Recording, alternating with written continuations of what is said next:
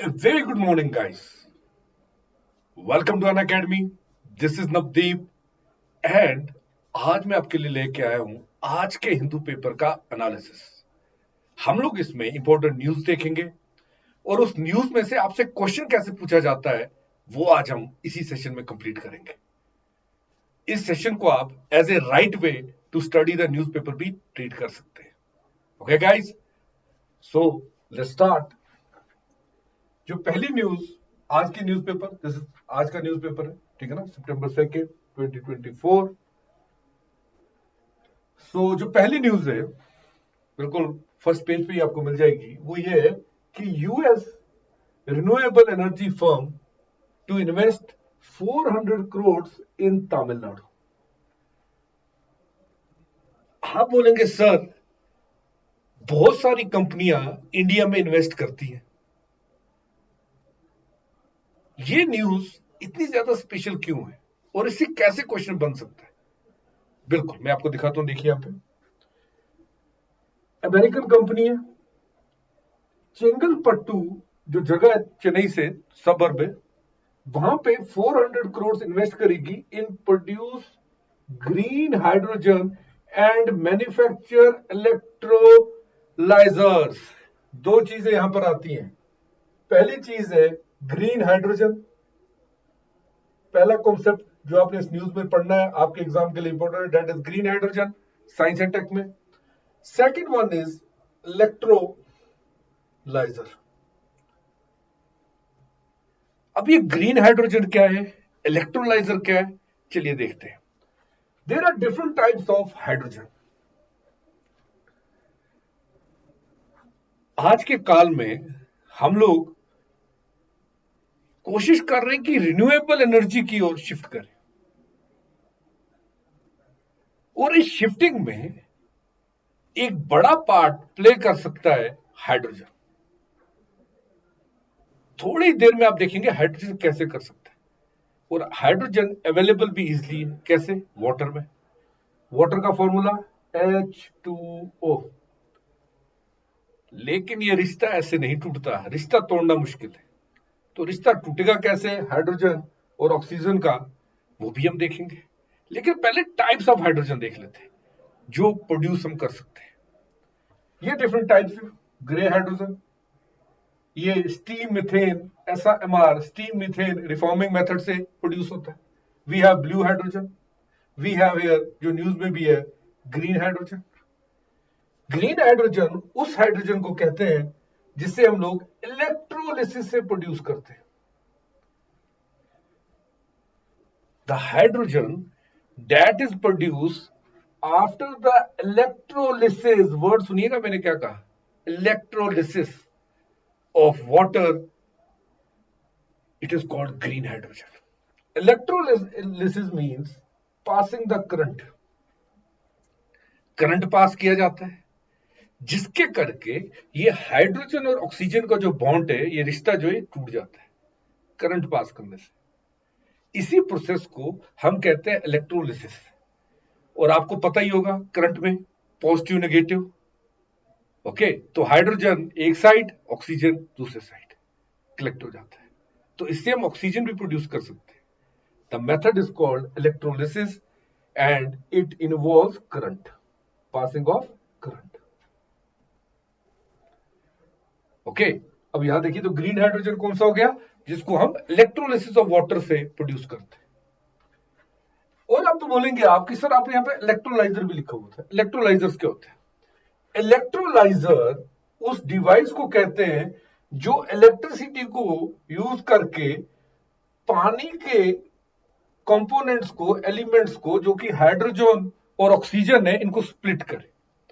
यानी वो डिवाइस जिससे पानी यानी H2O हाइड्रोजन और ऑक्सीजन में टूटेगा, उसे हम कहते हैं इलेक्ट्रोलाइजर। ओके, और जो हाइड्रोजन यहां से प्रोड्यूस होगा उसी को हम कहते हैं कौन सा hydrogen? Green hydrogen. Okay, electrolysis इस प्रोसेस को कहते हैं। यहां पे देख लो, क्लियर हो गया? आई होप क्लियर हो गया होगा। अब आप बोलेंगे सर ये हाइड्रोजन हमने प्रोड्यूस तो कर लिया, मेरे को सर आपने 3 कीवर्ड बताए थे, ग्रीन हाइड्रोजन क्लियर हो गया, इलेक्ट्रोलाइजर क्लियर हो गया। इलेक्ट्रोलिसिस सर वो भी आपने समझा दिया। अब ये जो हाइड्रोजन पे इतनी इंपॉर्टेंट बात क्यों है, ये हाइड्रोजन यूज कहां पर होगा? तो ये हाइड्रोजन, ग्रीन हाइड्रोजन, यहां देख लीजिए, this is a solar plant, आपने इलेक्ट्रिसिटी ली सोलर प्लांट से। दिस इज इलेक्ट्रोलाइजर, इसी में पानी रखा जाता है, यहां से वो स्प्लिट हो जाता है, ये देखिए पॉजिटिव एंड नेगेटिव। ओके, आप मेरे को कमेंट करके बताइए हाइड्रोजन किस साइड जाएगा, पॉजिटिव वाले साइड या नेगेटिव वाले side? Then it is distributed. अगर इस पूरे मेथड में आप देखेंगे तो हाइड्रोजन प्रोडक्शन में करंट भी रिन्यूएबल एनर्जी से आ रहा है, इलेक्ट्रोलाइजर स्प्लिट भी जीरो गैस जीरो इमिशन हो रहा है, एंड ट्रांसपोर्टेशन, यानी इस पूरे स्टेप में मिनिमम, मैं नहीं कह सकता जीरो इमिशन, मिनिमम इमिशन हो रही है, but still it is good, right? तो ये इलेक्ट्रो जो ग्रीन हाइड्रोजन है, इसे अब यूज कहां कहां करेंगे? प्रोड्यूस तो आपने कर लिया, यूज कहां कहां करेंगे आपसे? तो हम इसे यूज करेंगे fertilisers, refinery, steel, chemicals, transport, power generation and heating. यहां पर हम लोग ग्रीन हाइड्रोजन को यूज कर सकते हैं। ओके, हमारे ही चैनल पे साइंस एंड टेक की क्लास में आपको और ब्रीफली इसके यूजेस के बारे में बताया जाएगा। Clear guys? तो first news done and dusted, keywords आपने देख लिए, किस किस का एमओयू हुआ, मैंने उसको नहीं पढ़ा, मैंने कीवर्ड्स पढ़े जो आपके साइंस एंड टेक में से थे, उन्हें आपको एक्सप्लेन किया। यही सेम चीज आपको भी करनी। आगे बढ़ते हैं। Flood situation remains grim in Telangana and Andhra प्रदेश।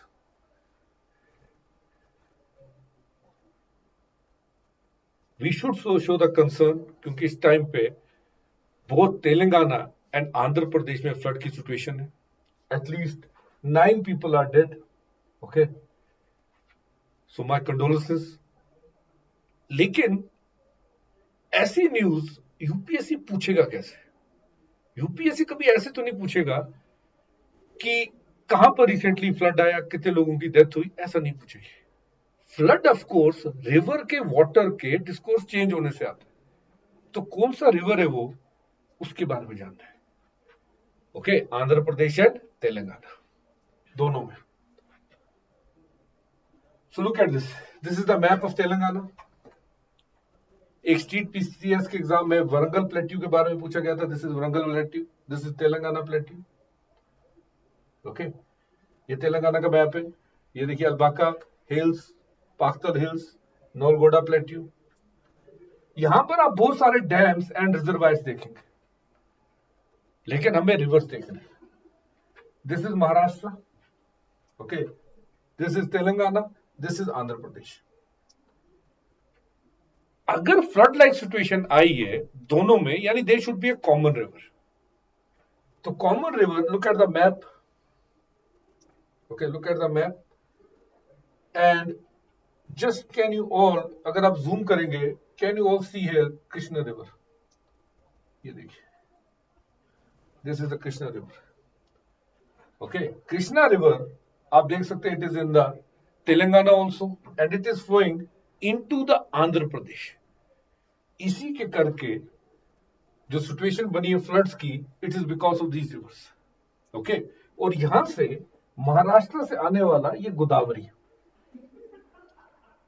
इन दोनों रिवर्स में बारिशों के करके जो पानी हुआ है, एक्सेस हो गया है, गोदावरी महाराष्ट्र से आ रहा है तेलंगाना में, नोट रखें, और यहां से कृष्ण तेलंगाना से आंध्रा में फ्लो कर रहा है।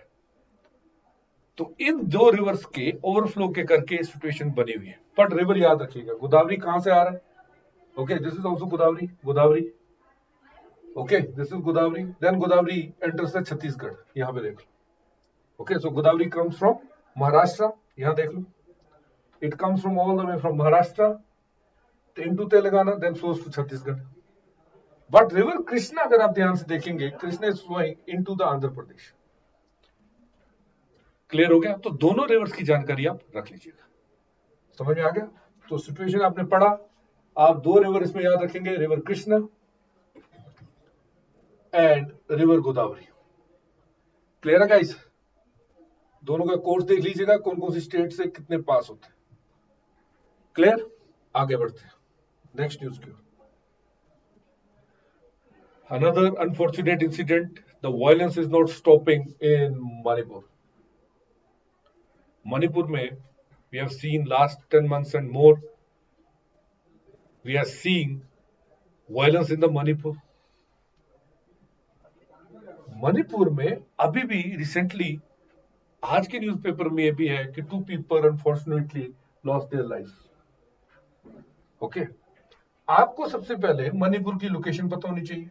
मैप पे एटलास का यूज करें, मणिपुर की लोकेशन देखें। मणिपुर में जो ये इश्यू है, अगर मैं इसे शॉर्ट में समझाऊं तो it is the issue of hill versus plain. The scheduled tribes in Manipur, which have been notified, live on the hills. A community living in the plains is demanding the scheduled tribe status.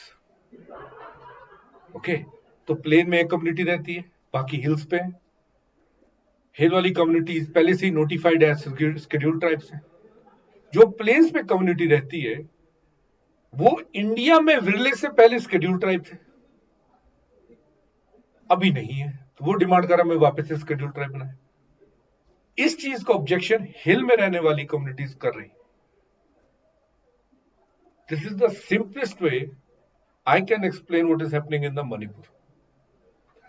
Just look at here.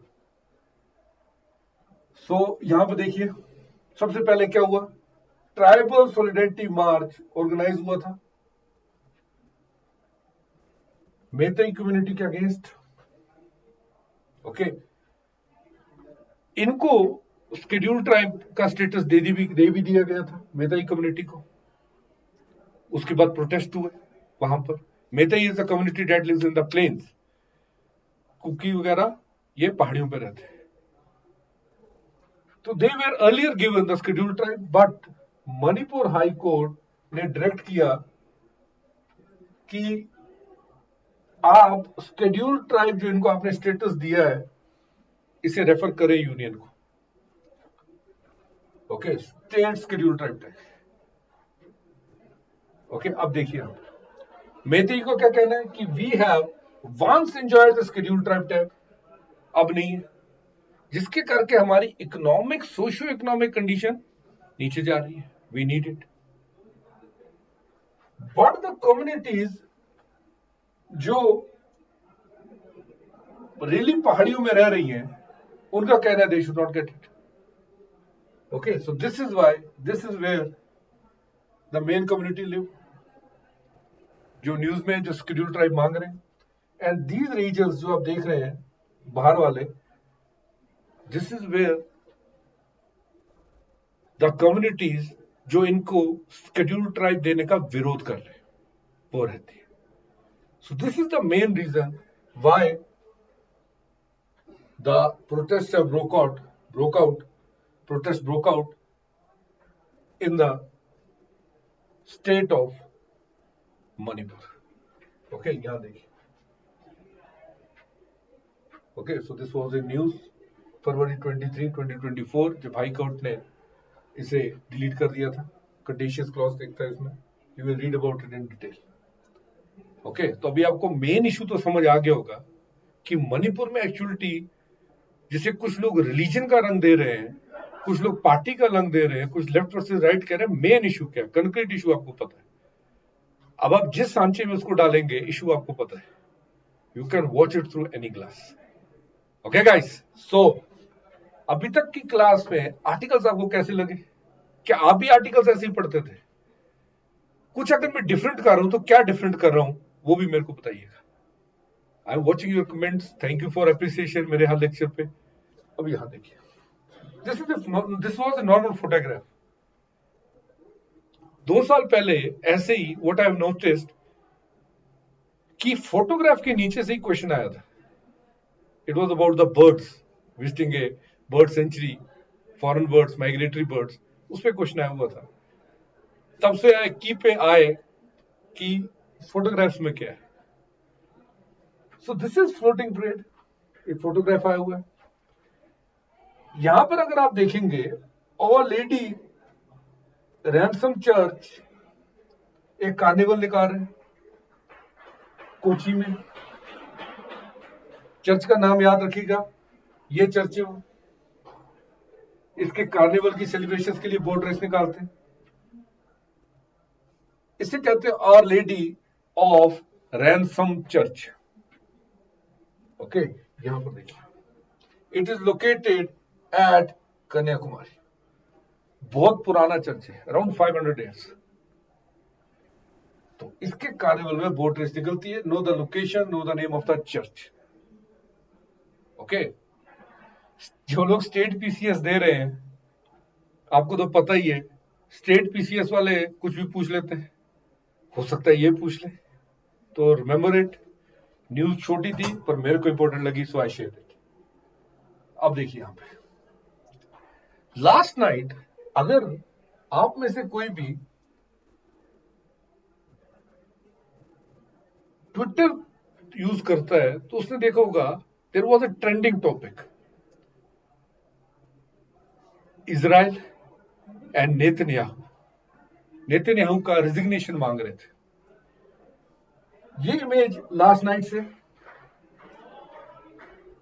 जहां पर protest हुए, बहुत ज्यादा wide protest हुए against the Netanyahu. Okay, you can see Jews, Israelis on the streets against their government. Main चीज क्या है, main reason क्या है इसका, कि कल ही 6 हॉस्टेजेस की बॉडी मिली है गाजा टनल से। आपको याद होगा कि अक्टूबर 7 के अटैक के बाद there were some hostages taken by the Hamas, and Israel has been looking for those hostages. अक्टूबर 7 का अटैक बहुत डेडली अटैक था, इजराइल ने रिटेलिएट भी किया है, बट स्टिल हॉस्टेजेस अभी भी हमास के पास है। Israelis wanted a peaceful solution कि prisoner swap हो जाए। अब why Hamas has the Israeli citizens is because they want a prison swap, prisoner swap करें कि वो लोग हमास के जो लोग इजराइल की जेलों में उनको छोड़ा जाए, बदले में इजराइल अपने सिटीजन्स ले जाए। But Netanyahu government has want to use the force. उन्होंने कहा फोर्स यूज करेंगे।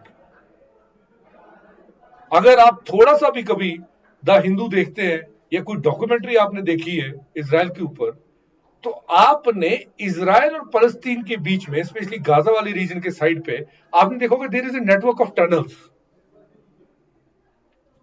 There is a lot of tunnels जो यूज होता है फॉर द ट्रांसपोर्टेशन। लोग भी अंदर बाहर, टेररिस्ट वगैरह उसी से आते हैं। तो इजराइल अक्सर ड्रोन्स वगैरह को यूज करता है उन टनल्स को अटैक करने के लिए। ऐसा ही एक टनल गाजा में था जहां पे 6 हॉस्टेजेस की डेड बॉडीज मिली हुई है। अगर आप गाजा मैप पे देखना चाहते हैं, दिस इज इजराइल, नीचे इजिप्ट है, और ये वाली जो बिल्कुल शोर के साथ जो आप थिन लाइन देख रहे हैं, this is called Gaza strip. दुनिया का सबसे बड़ा रिफ्यूजी कैंप है, ओपन एयर रिफ्यूजी कैंप कहते हैं। ओके, लोकेशन देख लीजिए, बिल्कुल स्ट्रिप के साथ, शोर के साथ। ओके, तो यहां पर ही वाइड रेंज ऑफ टनल्स बने हुए हैं जहां से लोग, टेररिस्ट वगैरह, इजराइल के अंदर एंट्री करते हैं। इजराइल ऐसे ही टनल्स को अटैक करता है, दैट्स व्हाई कॉन्स्टेंटली गाजा पे अटैक हो रहे हैं। ऐसे ही एक टनल में से 6 हॉस्टेजेस की लाशें मिली। इशू समझ में आ गया? लोकेशन देख लो, इजिप्ट नेबरिंग है, इजराइल है। अब क्वेश्चन ये आता है कि लोग प्रोटेस्ट क्यों कर रहे हैं? क्योंकि गवर्नमेंट जो फोर्स यूज कर रही, people want peaceful prisoner swap, peaceful prisoner swap. This is the demand of the people which Netanyahu has failed to procure. इसीलिए प्रोटेस्ट हो रहे हैं। क्लियर? इजराइल वाले इशू पे नजर रखिएगा, यहाँ की लोकेशन, ज्योग्राफी, सी, स्ट्रेट, सब कुछ अपनी डायरी में, अपने नोटबुक में प्लीज प्लीज लिखिएगा, क्योंकि इस पे क्वेश्चन फ्रीक्वेंटली आता है इस रीजन पे specially. Okay, so what you think, आपके हिसाब से क्या सोल्यूशन हो सकता है इसका, मेरे को कमेंट में आप बता सकते हैं। ग्रेट, आगे बढ़ते हैं। Next news is of course three idiot, जिनकी लाइफ पे बनी है, लूजली बेस्ड इनकी लाइफ पे, नाम है सोनम वांगचुक। थ्री इडियट, आमिर खान इन्हीं का रोल पोर्ट्रे कर रहे थे। पहले ये हंगर फास्ट पे थे, ओके, हंगर स्ट्राइक पे थे, फास्टिंग पे थे। फिर उन्होंने कहा कि we want to be included in the six schedule. जब मैं कह रहा हूं we want, that means Ladakh की डिमांड है, ठीक है ना। तो ये लद्दाख की तरफ से बोल रहे हैं कि we want to be included in the six schedule. Six schedule क्या होता है, कैसे, वो भी मैं अभी बता रहा हूं आपको। So earlier he was on a hunger strike. अभी भी इन्होंने मूवमेंट लॉन्च की है, दिल्ली चलो पद यात्रा। इनके अकॉर्डिंग ये दिल्ली से अपने 100 वॉलंटियर्स के साथ ले से चलेंगे पैदल दिल्ली के लिए। गवर्नमेंट से सिर्फ एक ही डिमांड है कि we should be included in the six schedule. What is six schedule? Six schedule में अभी अगर आप देखेंगे, आपको पता होगा, अगर आप इंडिया के शेड्यूल्स आपको याद है, तो first schedule deals with territories, second schedule deals with emoluments and salaries, third schedule deals with affirmation and oath, fourth schedule deals with Rajya Sabha की seats, fifth schedule deals with scheduled tribes के लिए provisions, and six deals with provisions for other scheduled tribes of four states, ATMM, Assam, Tripura, Meghalaya and Mizoram. Separate provision ये है कि इन states में there is a provision for autonomous district councils, self governing. Autonomous district councils का concept है इन चार states में। इनकी कुछ जगह है जहां पर ट्राइबल पॉपुलेशन ज्यादा है, वहां पर there is a concept for autonomous district councils. तो सिक्स शेड्यूल में जो चीज आती है, that is concept of autonomous district councils. वही लद्दाख कह रहे हैं कि Ladakh should be included in the six schedule, and Ladakh को भी ऑटोनॉमस डिस्ट्रिक्ट काउंसिल्स बनाने का पावर मिलना चाहिए, जहां पे ट्राइबल पॉपुलेशंस ले रही है। उनके पास लेजिस्लेटिव, एग्जीक्यूटिव एंड जुडिशियल तीनों पावर्स होते हैं। ओके, सो यहां आगे बढ़ते हैं अभी हम। ओके, यहां देखिएगा। सो सिक्स शेड्यूल जैसे आपसे कहा, आर्टिकल 244 में दिया हुआ है, Assam, Tripura, Meghalaya, Mizoram autonomous district councils का कंसेप्ट है। यहाँ पे legislative, judicial and administrative autonomy होती है इनके पास। ओके, एडवांटेजेस, सेंटर का ज्यादा शेयर आता है यहाँ पर, 90:10 का शेयर भी हो जाता है यहाँ पर।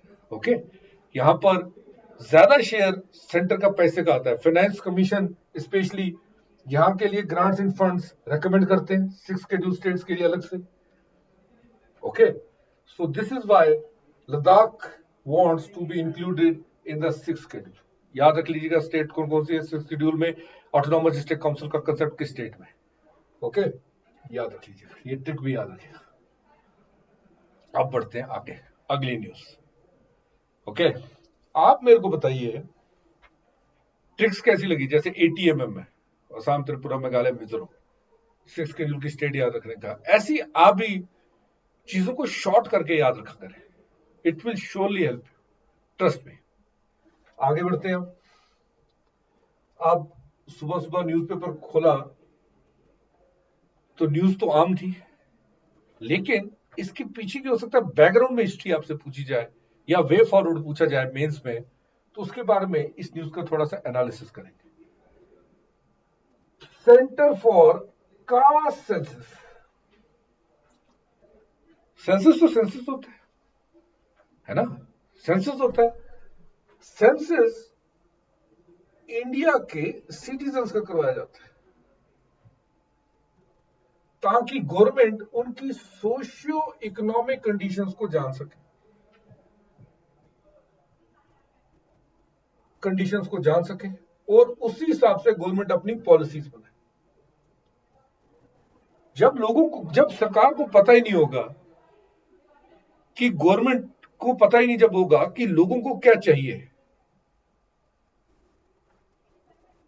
लोगों को क्या चीज जो वो लैकिंग है, तो पॉलिसीज कैसे बनाएंगे? इसीलिए सेंसस करवाया जाता है। लेकिन एक चीज मैं आपको बताना चाहता हूं यहां पर कि ये जनरलाइज्ड होता है, इसमें कास्ट रिलीजन बेस्ड नहीं होता। ओके, ये जनरलाइज्ड होता है। What the opposition parties want कि एक caste census, there are different caste, तो हर एक पर्टिकुलर कास्ट का सेंसस हो कि उनकी सोशियो इकोनॉमिक कंडीशन कैसी है।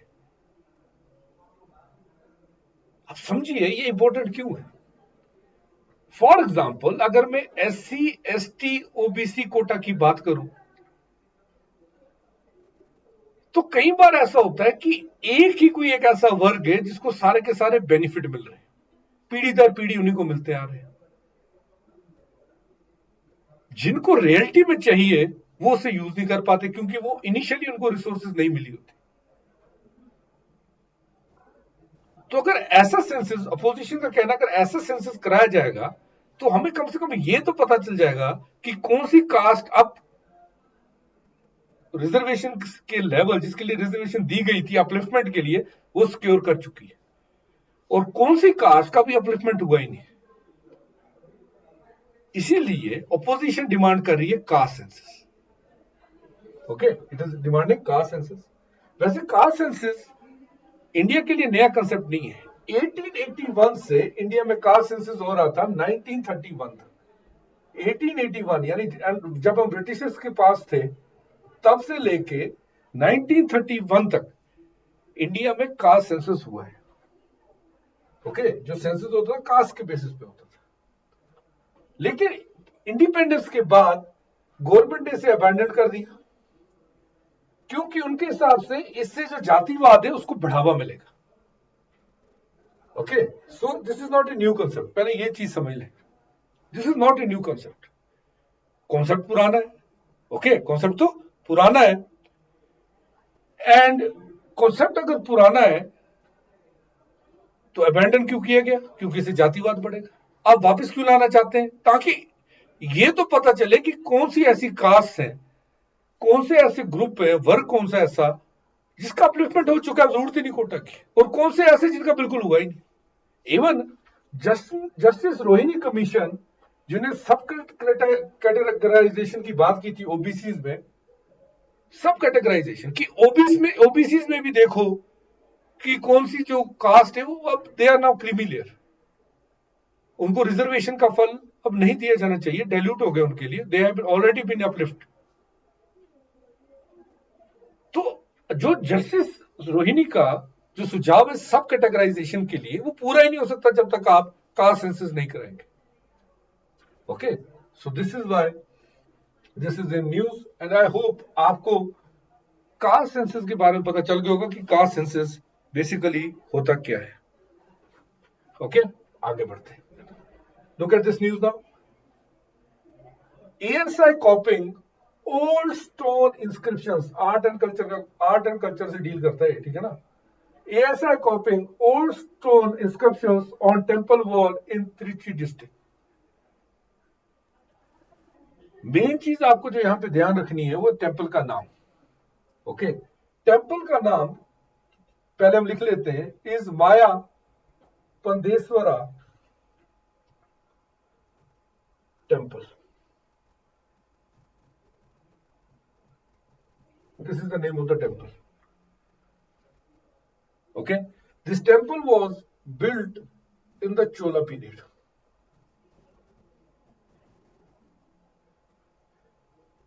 Okay, इस टेंपल में बेसिकली एक इंस्क्रिप्शन मिली है।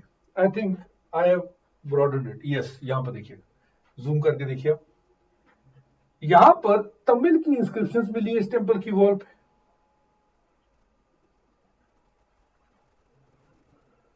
ओके, इन इंस्क्रिप्शंस को एएसआई वाले पेपर पे कॉपी कर रहे हैं ये वाली inscriptions, these are in Tamil language,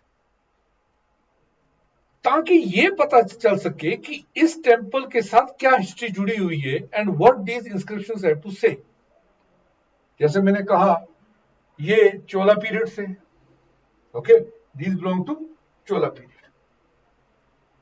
clear? अब यहां पर एक चीज देखिएगा, इसी टेंपल की इस इंस्क्रिप्शन का जो रेफरेंस है वो पांडियन किंग सुंदर पांडियन की एक एंड देवंदना, उन दोनों की इंस्क्रिप्शंस में भी है। यानी चोलास पीरियड के साथ साथ पांडियन किंग्स की इंस्क्रिप्शन में भी इसका रेफरेंस मिला हुआ। सो this is mentioned in the Pandian inscription also. And अगर आप देखेंगे एक इंस्क्रिप्शन है जो कहता है कि सुंदर पांड्यन, जो पांड्यन किंग थे, ही परफॉर्म देवदना। देवदना मीन्स कि ही donated land to temple.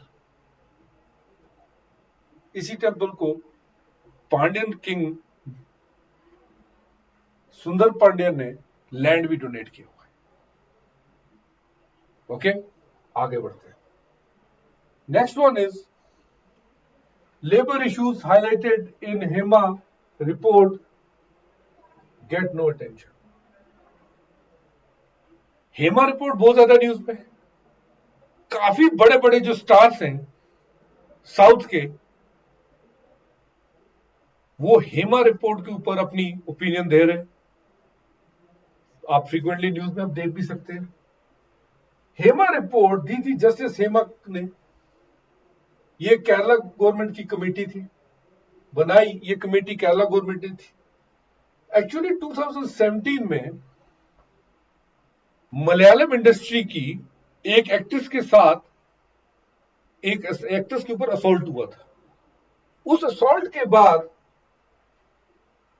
Kerala government ने हेमा कमेटी बनाई और उनसे कहा कि आप बताइए कि मलयालम फिल्म इंडस्ट्री में वर्क प्लेस हरासमेंट होती है, जेंडर बेस्ड डिस्क्रिमिनेशन होता है, एंड अगर कोई और एक्सप्लॉयटेशन होता है वुमेन का, उसके बारे में हमें रिपोर्ट दीजिए।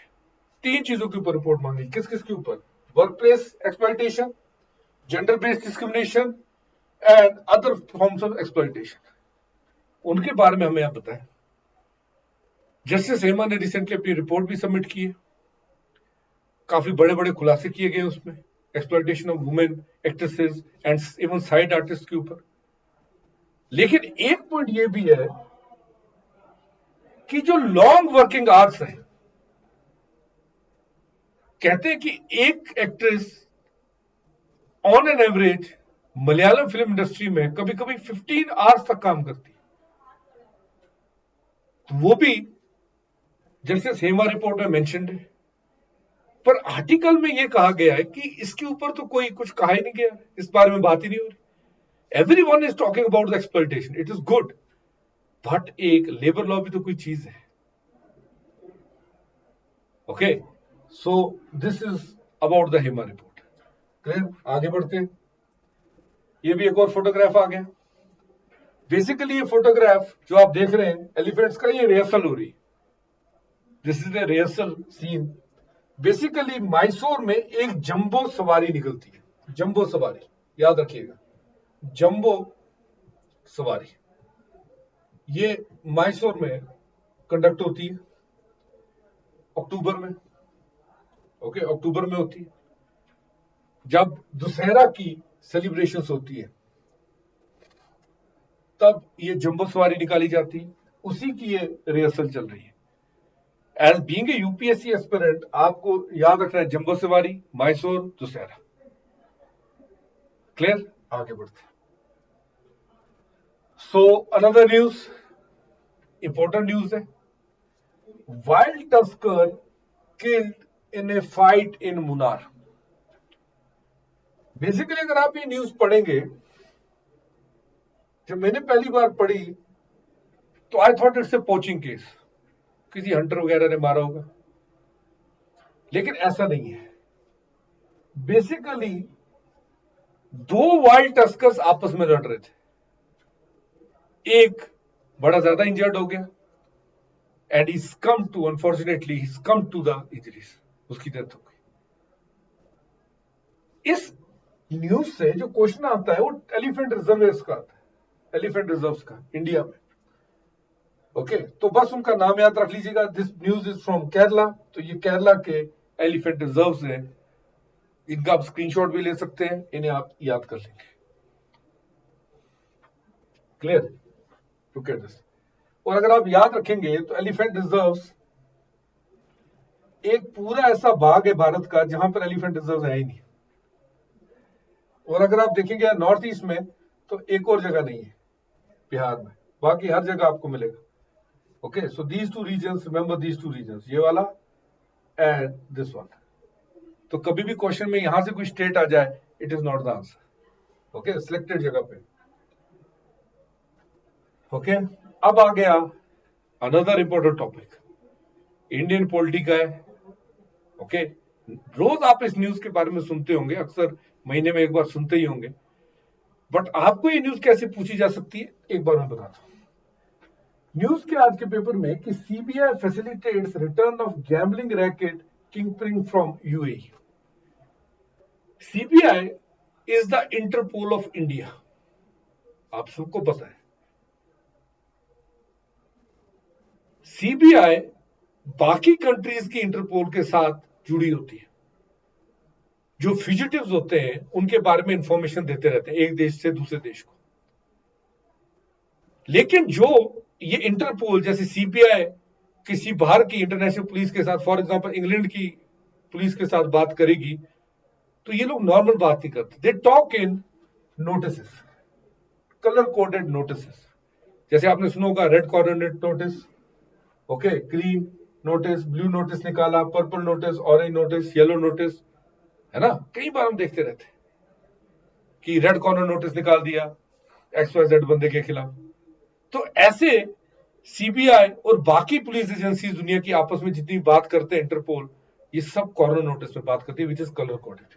जैसे रेड होता है, रेड इज फॉर ट्रेसिंग, कि कोर्ट में किसी बंदे के खिलाफ चार्जशीट पेश हो चुकी है और बंदा गायब है, किसी दूसरे देश में बैठा है, उसको ट्रैक करना है, ट्रेस करना है, उसके लिए भी इश्यू उसके नाम का रेड नोटिस।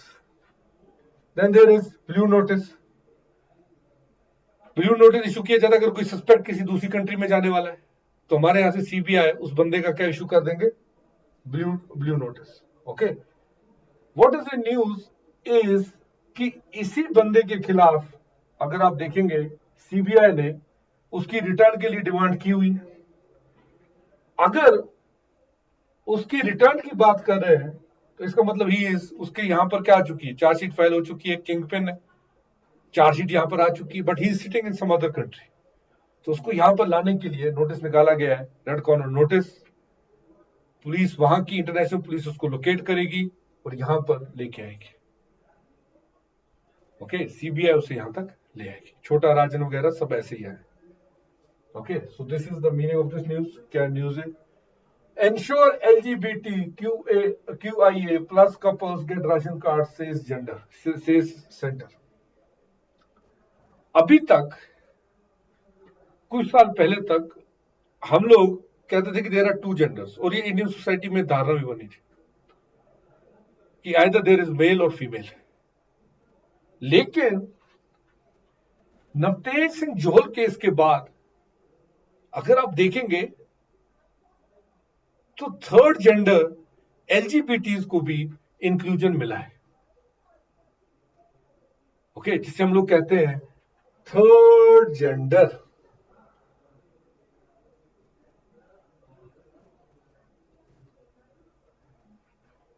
और जब से right to privacy fundamental right बना है तो LGBTQIA+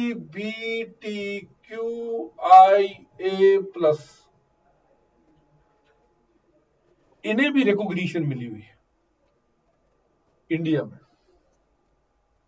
ओके सो अगर आप आर्टिकल 15 पढ़ते हैं भारत का इंडियन कॉन्स्टिट्यूशन का, तो वो कहता है स्टेट डिस्क्रिमिनेट नहीं कर सकती सिटीजन्स के साथ on the basis of religion, race, caste, gender, place of birth. इन चीजों पे डिस्क्रिमिनेशन नहीं हो सकता। किस पे? Religion, race, caste, gender, place of birth. लेकिन हमारी सोसाइटी की धारणा क्या थी? There are only two genders. But right to privacy के बाद we have also LGBTQIA। IPC का एक सेक्शन भी डिलीट किया था। कौन सा सेक्शन डिलीट किया था बताइए मेरे को, जिससे LGBTQIA लीगल हो गए? I want it in the comments guys. So यही लिखा है, कोर्ट ने, सेंटर ने यही कहा है, क्योंकि स्टेट जेंडर के बेसिस पे डिस्क्रिमिनेट नहीं कर सकती, सो हम किसी को स्टेट की सर्विसेज यूज करने से भी रोक नहीं सकते। State can not stop it. So this is why centre ने कहा है कि LGBTQI कपल्स को राशन कार्ड भी मिलने चाहिए। Okay, so this is inclusion in the society. Then there is an आज की इसमें एक ओपिनियन भी है। Article is there, relation between India and Pakistan unlikely to become better, find somewhere। एक सर्वे किया गया, उसमें कहा गया है, इवन इस सर्वे में बांग्लादेश के लोगों ने भी पार्टिसिपेट किया हुआ है।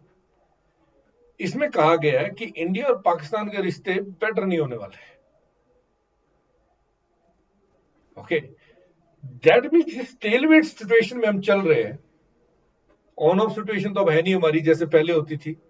एक प्राइम मिनिस्टर गया तो ऑन हो गए रिलेशंस, एक अटैक हुआ फिर वापस ऑफ हो गए, फिर वापस से दोस्ती का हाथ बढ़ाया, वैसी अब सिचुएशन है नहीं। It's complete stalemate, complete silence. तो काफी लोग ये कह रहे थे कि क्योंकि वहां पर इलेक्शन होने के बाद गवर्नमेंट नहीं बनी है, यहां पर भी है, तो क्या वापस ये चीजें रिवाइव करने की कोशिश करेंगे? क्योंकि पाकिस्तान का जो इस टाइम पे पावर है, that is with the Sharif family.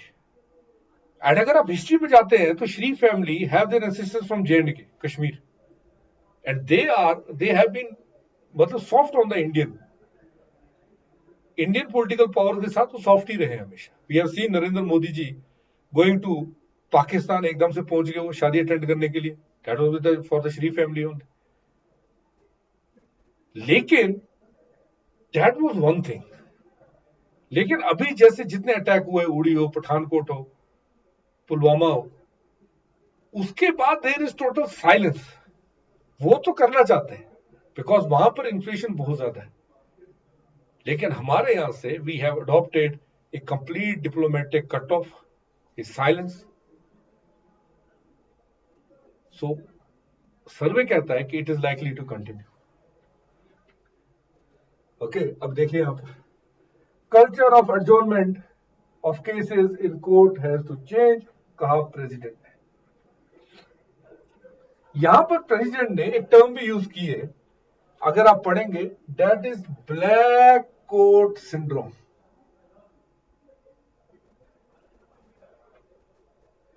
Okay, this is the term used by honourable president. Okay, एक स्पीच में उन्होंने यूज किया ब्लैक कोट सिंड्रोम। पहले हम देखते थे डॉक्टर्स के लिए एक सिंड्रोम होता था जिसे हम कहते थे white coat syndrome. Honourable president ने जो टर्म यूज किया है, it is black coat syndrome. According to the president, कि लोग कोर्ट जाने से हिचकिचाते हैं, कोर्ट पे विश्वास आहिस्ता आहिस्ता लोगों का कम हो रहा है because of one main culture, that is adjournment. क्योंकि एडजॉर्न होता जाता है ना, सनी देओल का फेमस डायलॉग, तारीख पे तारीख जैसा, सेम चीज एडजॉर्न हो रहा है। सो ऑनरेबल प्रेसिडेंट ने इसी चीज को मेंशन किया है कि जो एडजॉर्नमेंट का कल्चर है ना, इसे चेंज किया जाए। And this he said in the presence of chief justice of India Chandrachud साहब। अगर हम रिपोर्ट पे नजर डालें तो 2.7 lakh crore cases are pending in lower courts, high courts में 43 लाख केसेस पेंडिंग है, सुप्रीम कोर्ट में 54,000 केसेस जो है वो पेंडिंग है। जुडिशरी कहता है देयर इज शॉर्टेज ऑफ जजेस, बट दोनों केसेस में अगर हम देखें पिस तो आम आदमी रहा है। इसीलिए, और main reason, one of the major reasons for the pendency is the adjournment. Okay, जो कोर्ट एडजॉर्न करते थे। So cities in Asia are growing upwards more than the outwards. Okay, so this is also आज का article, newspaper में article दिया हुआ है. Basically cities are growing in Asia are growing upwards, मतलब यूं बिल्डिंग्स बन रही हैं, हाई राइजर्स. आउटवर्ड्स का मतलब है कि एक एक घर होते हुए यूं फैल. ये फायदे की भी बात है. दोनों, there are two sides of this coin, कि अगर सिटीज यूं बढ़ रही हैं, स्काईस्केपर्स आ रहे हैं, यूं नहीं फैल रही, तो सर इसके फायदे या नुकसान है? फायदा भी है, नुकसान भी है. फायदा ये कि आप कम स्पेस में ज्यादा लोगों को बढ़ा रहे हैं, अकोमोडेट कर रहे हैं. नुकसान ये है कि पॉपुलेशन डेंसिटी इंक्रीज हो जाएगी. अगर पॉपुलेशन डेंसिटी इंक्रीज हो गई तो दूसरी तरफ रिसोर्सेज तो लिमिटेड है ना. तो पॉपुलेशन डेंसिटी जैसे जैसे इंक्रीज होती जाएगी, हमारी रिसोर्सेज के ऊपर दबाव बढ़ता जाएगा. एंड इसी के करके जो सस्टेनेबल ग्रोथ है वो हम अचीव ही नहीं कर पाएंगे. ओके, सो गवर्नमेंट अगर कोई भी सिटी वर्टिकली राइज कर रही है, अपवर्ड्स राइज कर रही है, तो वहां पे सस्टेनेबिलिटी मेजर इंपॉर्टेंस है कि रिसोर्सेज पे दबाव ना है. B it the water, electricity, okay, employment, sanitation, drainage, ये सब का, हेल्थ केयर, स्कूल्स. जब तक ये सब सिक्योर नहीं होगा तब तक ऐसी ग्रोथ एक बर्डन बन जाती है. ओके, क्या बन जाती है? बर्डन बन जाती है. सो ए क्राइसिस इन वाना. वाना का मतलब है वेस्ट एशिया, और एनए का मतलब है नॉर्थ अफ्रीका.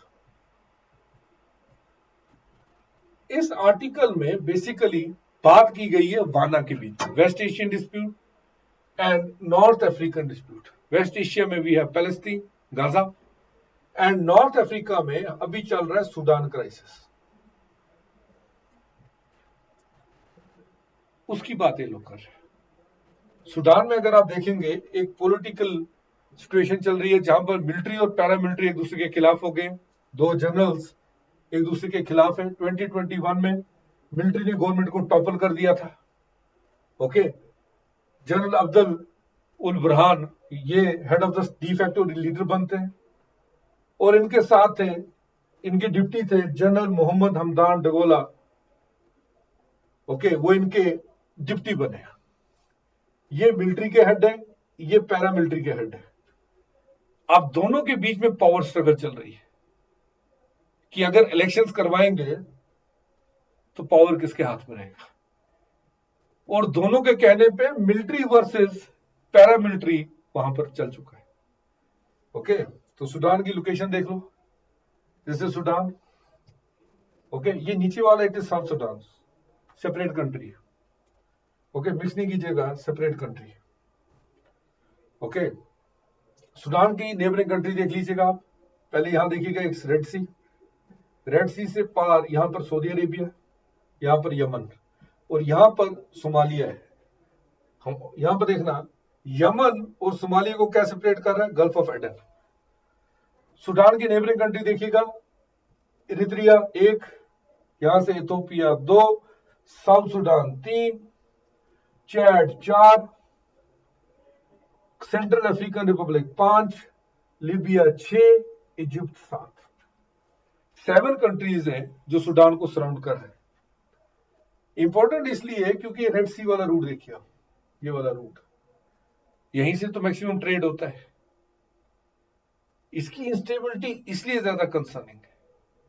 और दूसरा मेन कंसर्न, एक तो ट्रेड है, दूसरा मेन कंसर्न है यहां की रिसोर्सेस. 60% पॉपुलेशन यहां पे बिलो पॉवर्टी लाइन रहती है. तो अगर पावर स्ट्रगल में लोगों को बेसिक नेसेसिटीज ना मिले तो it would lead to wide devastation. Okay, ये था इसकी news. Reforming the process of judicial appointments. Judicial appointments के ऊपर लिखा गया है. आपको पता होगा कि judicial appointments are done by the collegium. Third जजेस केस के बाद आपको पता होगा कि कोलिगियम करता है, chief justice of India plus other senior most जजेस, इनको मिलकर हम लोग कहते हैं कोलिगियम। ये लोग प्रेसिडेंट साहब को एडवाइज करते हैं कि किसको आप अपॉइंट करेंगे एज द जज जुडिशियल अपॉइंटमेंट्स के लिए for supreme court and high court. यही कोलिगियम एडवाइज करता है प्रेसिडेंट को, और ये एडवाइस थर्ड जज केस के बाद बाइंडिंग है प्रेसिडेंट। ओके, सो अगर हम देखेंगे तो जज को ही अपॉइंट करता है, और ये आपस में ये इन्होंने कहा है कि हम लोग डेमोक्रेटिक मेथड यूज करते हैं, but still there is scope for uncle जज सिस्टम। अंकल जज सिस्टम समझते हैं ना आप, कि जज का बेटा ही जज है, जज का भांजा जज है, क्योंकि इट इज नॉट, अगर आप देखेंगे ट्रांसपेरेंट नहीं है। क्लियर? सो इसी के ऊपर क्वेश्चन आया हुआ है, are lie detector test legally valid? Article 21 में प्रोसीजर established by law का जिक्र है कि no person shall be deprived of his life or personal liberty except by the procedure established by law। Procedure established by law में एक चीज आती है जिसे हम लोग कहते हैं नो सेल्फ इंक्रिमिनेशन, यानी कोई बंदा अपने खिलाफ गवाही नहीं दे सकता, अपने खिलाफ या अपने फेवर में गवाही नहीं दे सकता, वो वैलिड ही नहीं, सेल्फ इंक्रिमिनेशन कर ही नहीं सकते। अगर कहीं पर कोई कत्ल हुआ है, मर्डर हुआ है, तो मैं बोल रहा हूं कि मैंने मारा है, जज के सामने बोल रहा हूं कि मैंने मारा है, वो तब तक मैं प्रूव नहीं, जज मेरे को सजा नहीं सुनाएंगे जब तक मर्डर वेपन मैं ना बता दूं, मैंने क्यों मारा, मोटिव ना बता दूं, मर्डर वेपन ना बता दूं। तो सेल्फ इंक्रिमिनेशन अलाउड नहीं है, it is not taken into account by the judiciary. Okay, यहां पे देखेंगे हम तो लाई डिटेक्टर टेस्ट जब होता है, जब नार्को टेस्ट किसी का किया जाता है, तो बंदा खुद ही बोल रहा है ना बातें कि हाँ मैंने मारा, मैंने नहीं मारा। तो वही बोला गया कि क्या वो लीगली वैलिड है या नहीं है, तो लीगली तो वैलिड नहीं है क्योंकि वो सेल्फ इंक्रिमिनेशन होगी। लेकिन अगर आप देखेंगे जब भी नार्को टेस्ट होता है उसमें दो चीजें पूछी जाती है, मोटिव, मर्डर वेपन, बस वो दो चीजें मिल गई, फिर तो पुलिस खुद ही सबकी सब चीजों को जोड़ के, ट्रेल को जोड़ के पेश कर देगी कोर्ट। इसी के ऊपर ये आर्टिकल है। ओके, अब यहां पर एक लास्ट न्यूज आज की कि जापान प्रोटेस्ट कर रहा है जब से चाइना शिप एंटर हुई है उसके टेरिटोरियल वाटर में। This is Japan, okay, this is Japan. And आज ही जापान का ये आइलैंड है जिसको कहते हैं कुचिनिराबू, कुचिनिराबू, ये वाला आइलैंड यहां पर चाइना के वेसल्स आए थे, नेवल वेसल्स। पहले दो बार तो एयर स्पेस भी तोड़ी हुई है पहले चाइना ने, पर यहां पर अब चाइना के वेसल्स, जो नेवल वेसल्स हैं, वो पाए गए।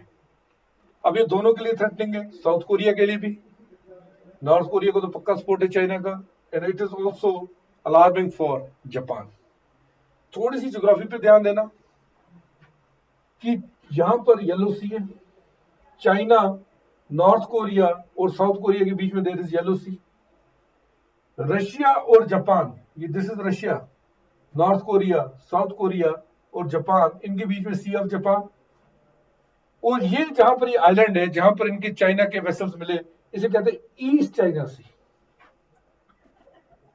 ओके, तो ये तीनों सीज आप याद रखेंगे, तीनों की लोकेशंस। येलो सी कहां पर है, ईस्ट चाइना सी कहां है, सी ऑफ जापान कहां है, कौन कौन सी कंट्रीज के around. Okay, so this was all about today's newspaper. आपको कैसा लगा एनालिसिस, मेरे को जरूर कमेंट्स में बताइएगा। डेली हमारे इस चैनल पे ऐसे एनालिसिस होंगे, अटेंड किया करें, कमेंट किया करें, do like and subscribe. Happy learning and let's crack it. Thank you.